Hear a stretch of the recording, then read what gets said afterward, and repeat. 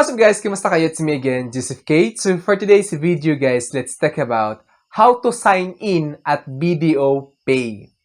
Nung nakaraang vlog ko guys is how to sign up. So magkaiba kasi yung sign in at saka sign up. Kasi ibig sabihin na to guys, since magsa-sign in na kayo, nakapag-sign up na kayo nakaraan. Then, na-log out kayo, bumalik kayo sa username and password. So ngayon, how to sign in at BDO Pay.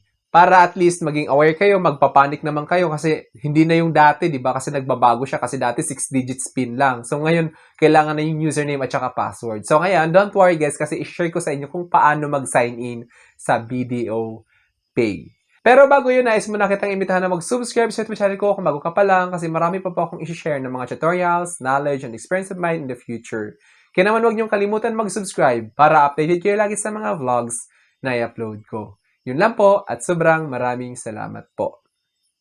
So ito guys, baka may kakilala kayo or may baguhan na magsa-sign up sa BDO Pay, no? So nais ko lang i-share sa inyo guys yung referral code ko. Ito, kapag may friend kayo or kapamilya na magsa-sign up, gamitin nyo itong referral code ko na to guys para magkaroon sila ng 50 pesos. Or kahit ikaw, baka baguhan ka pa lang sa BDO Pay guys, no? So gamitin mo itong referral code ko na to para magkaroon kayo ng 50 pesos right after ma-approve yung sign up or application ninyo sa BDO Pay. So yun, move on tayo.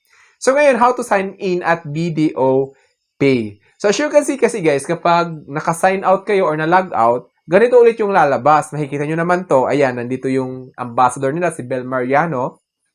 BDO Pay muna. Ayan, nakalagay. No fees, all transactions, pay straight for your BDO or debit card, no cash in. So, ayan, nakikita nyo, send money, ganyan. I-skip na natin to guys para mabilis, no? Yung tutorials kung paano mag-sign in sa BDO Pay. So, kapag mag-sign in kayo guys, as you can see, ganito yung lalabas. Nakikita nyo to. Itong login page na. Magtataka talaga kayo kasi dati-dati, di ba, 6 digits lang, then makaka-sign in na kayo. Makikita nyo na yung accounts ninyo. Ngayon, ganito na siya. So, kailangan nyo mag-sign in ulit, guys. So, BDO Pay, use your BDO online details to log in. So, kung ano yung login details nyo, guys, nung nag-sign up kayo, gumawa kayo ng username at saka password, yun dapat yung ilalagay nyo dito. Sana naaalala nyo, guys, no? Kasi, hindi nyo ma-access yan kapag hindi nyo naalala yung username at saka password. Kaya naman kapag bago pa lang kayo sa BDO Pay, magsa-sign up, make sure na wag nyong kakalimutan yung username at saka password na ginawa ninyo. Then, kung alam nyo naman, good thing, very good. Then, lagay niyo yung username at saka password. Then, smooth lang yung mangyayari. Then, pagkalagay niyo ng username at saka password, click nyo, of course, yung login. So, ngayon, since hindi nyo alam kung ano yung username or password ninyo, mamaya, after nito, malogin, i-share ko rin sa inyo guys kung paano, ano yung dapat nyo gawin kapag nakalimutan ninyo yung username at saka password sa BDO Pay. Then, pagka-login ninyo guys, lalabas ito. We need to make sure it's you. Enter the one-time PIN, OTP sent to your registered mobile number. Do not share your OTP with anyone, as you can see naman. So, lagay nyo dito guys. Of course, from the word itself, do not share your OTP from anyone because those details are highly, strictly confidential. It must be kept it to yourself. Do not ever share it with anyone kapag may tumatawag, tapos hinihingi yung OTP na yon. Just end the call guys, para at least maging safe yung account ninyo. Share ko lang. Then, right after malagay ninyo yung 6 digits PIN, lalabas itong Enable Biometrics. Use biometrics for easier access to BDO Pay. Then ngayon, kung gusto nyo i-enable, click nyo lang yung Enable Biometrics, guys. Tapos kung nagmamadali kayo, maybe later na lang, no? Maybe later. Then, ngayon, magsiset kayo ng passcode ulit. Itong passcode na to, guys, is wag na wag nyong kakalimutan. For next login ninyo or sign in, mabilis na lang kasi ito na lang yung ilalagay ninyo.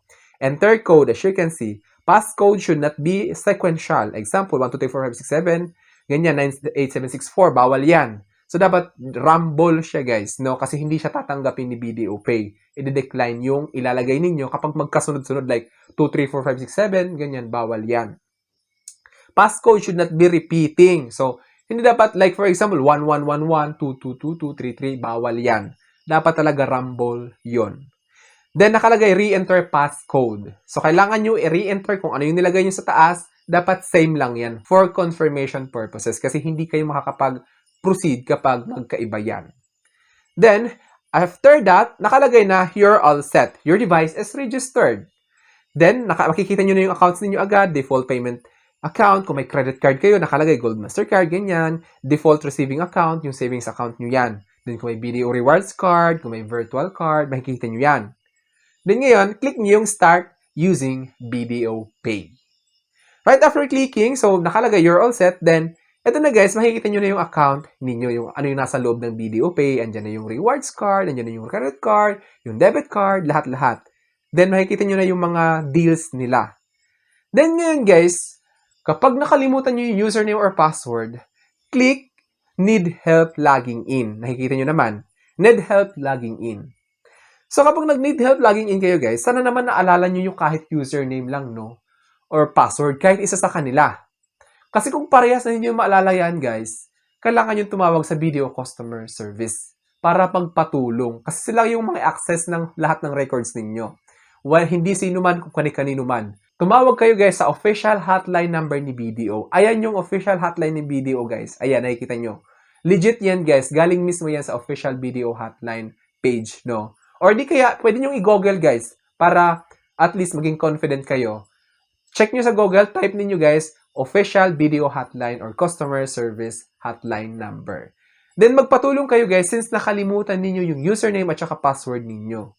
Kasi dito sa part na to guys, need help logging in, dapat may isa kayong naaalala eh. Dapat naalala nyo yung password man lang or username. Halimbawa, nakalimutan nyo yung password. So, dapat naalala nyo yung username. So, kapag pareho, yun, kailangan nyo talagang tumawag sa BDO Contact Center para magpa-assist sa customer service nila. Kasi sila yung may access ng lahat ng records nyo, guys. Ganun yun. Then ito, guys, take note lang na again and again, BDO Pay login details are strictly highly confidential. It must be keep it to yourself, no? Kasi delikado yan kapag sinishare nyo sa iba, kasi dapat ikaw lang nakakaalam yan. Kasi sa'yo yan eh. So, kaya kapag pinagkalat mo yan, mamaya ma-access ng iba yan, pwede sila mag-transfer ng pera dyan. I am sharing this to raise awareness. It's because it contains money. So, it involves hard-earned money of yours. So, the details, the login details, the username and password must be keep it to yourself. Yun lamang guys, no? Then, balikan natin guys yung magtatawag kayo sa customer service. So, kapag tumawag kayo sa BDO customer service guys, make sure lang guys na nakahanda yung details. Kasi, tatanungin nila kayo, i-verify nila yung details ninyo. Basta wag lang nila hinihingi yung card number, expiry date ng mga credit cards ninyo kasi iba yan. Kapag hinihingi yung last 4 digits, okay lang yan. Pero kapag hinihingi na yung 16 digits card number, lahat-lahat, expiry date, CVV, yan.